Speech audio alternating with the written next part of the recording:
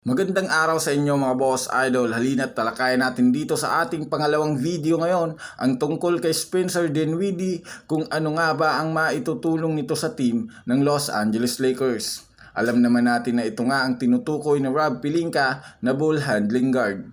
Isang Los Angeles native na malaki ang interes na tulungan sina LeBron at Anthony Davis na irepresenta ang kanyang hometown team.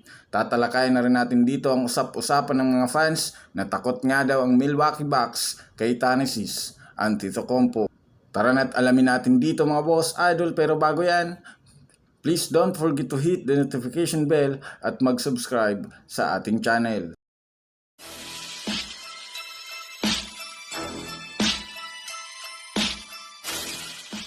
Mga boss idol, halina't unahin natin ngayon dito ang balita kay Thanasis Antetokounmpo. Lingid nga sa kaalaman ng lahat, alam naman natin na isa sa mga rason bakit natanggal ang bagong head nila na si Adrian Griffin sa Milwaukee Bucks ay may kumalat ng balita na gusto nga daw nitong i-trade at tanggalin si Thanasis sa kanilang team upang mapalitan ng mas magaling na player.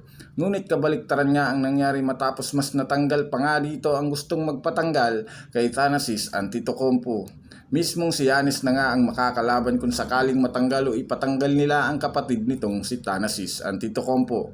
Kahit man nga literal bench player ito para kay Giannis, malaki ang naiaambag nito sa kanilang kupunan. Sa ngayon 34 wins at 19 losses nga ang hawak ng Milwaukee Bucks at masasabi nating sapat na upang mapanatili ang pwesto dahil na rin sa kanilang hawak ngayong momentum sa pagkapanalo nila ngayong araw kontra sa Charlotte Hornets. Dito nga ala proud daddy ang nangyari kay Giannis matapos mag-crossover dito ang kanyang kapatid na si Thanasis sa ibinigay nitong garbage time dahil natambakan na nga nila ang Hornets. Sa kabilang dako naman tayo mga boss idol tungkol naman sa Lakers at kay Spencer Dinwiddie.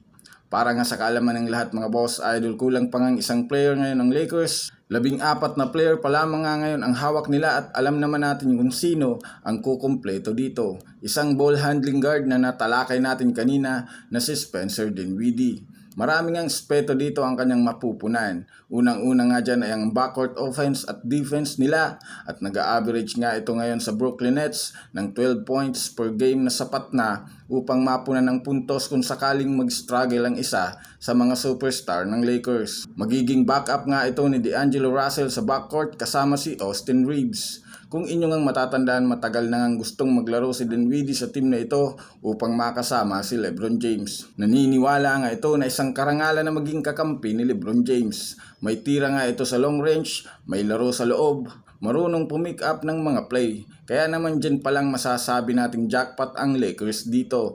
Dalawa na nga sila ni Rui Hachimura na matutulungan off the bench upang makumpleto ang pyesa ng kanilang kampanya patungo sa playoffs.